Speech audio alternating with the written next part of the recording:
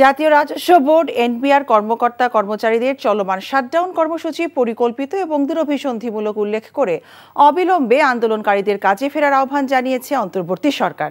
অন্যথায় অর্থনীতি সুরক্ষায় সরকার কঠোর হতে বাধ্য হবে বলে হুঁশিয়ার করা হয়েছে। এদিকে অর্থ উপদেষ্টা আন্দোলনকারী কর্মকর্তাদের সঙ্গে আজ কোনো বৈঠক হবে না বলে জানিয়ে দেন।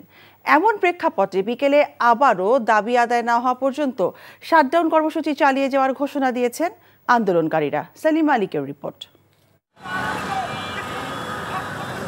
গত 12 মে জাতীয় রাজস্ব বোর্ড ভেঙে 2 ভাগ করে সরকারের প্রজ্ঞাপন জারির পর থেকে এর প্রতিবাদে দফায় দফায় কলম বিরতি সহ বিভিন্ন কর্মসূচি পালন করে আসছেন সংস্থাটির কর্মকর্তা কর্মচারীরা, যা পরবর্তীতে চেয়ারম্যান অপসারণের এক দফায় রূপ নেয় এবং শনিবার থেকে শুরু হয় মার্চ টু এনবিআর কর্মসূচি। এতে কার্যত সারা দেশে রাজস্ব আদায় ও আমদানি রপ্তানি কার্যক্রম স্থবির হয়ে পড়ে। মাঝে বিরতি দিয়ে 1.5 মাসেরও বেশি সময় ধরে চলা আন্দোলন ঠেকাতে এবার কঠোর অবস্থানের কথা জানালো সরকার। গণমাধ্যমে পাঠানো এক বিজ্ঞপ্তিতে জানানো হয়, এই আন্দোলন পরিকল্পিত, আইন বিরোধী ও জাতীয় স্বার্থ পরিপন্থী। এই কর্মসূচি এখনই না থামালে কঠোর ব্যবস্থা নেবে সরকার। এদিকে রোববার আন্দোলনকারীরা আলোচনায় বসার আগ্রহ দেখালে তাদের সাথে বসতে অস্বীকৃতি জানান অর্থ উপদেষ্টা।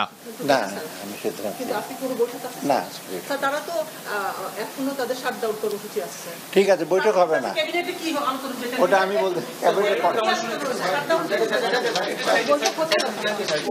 প্রেস রিলিজ যাবে।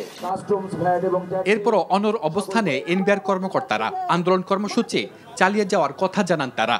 আমাদের কর্মসূচি যা চলমান ছিল তাই থাকবে। যদি এর মধ্যে কোনো পরিবর্তন আসে আপনাদেরকে প্রেস রিলিজের মাধ্যমে আমরা জানিয়ে দেব।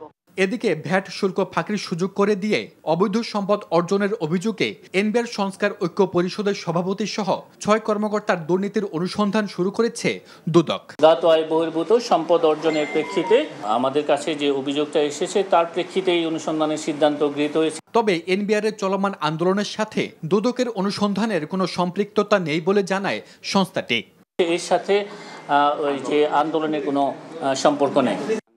সেলিম মালিক, এনটিভি নিউজ, ঢাকা। বান্ডেল থাকলে প্রতি সেনমানিতে টাকা বাঁচবে। বিকাশ সেনমানি বান্ডেল কিনে জিতুন প্রতি লেনদেনে।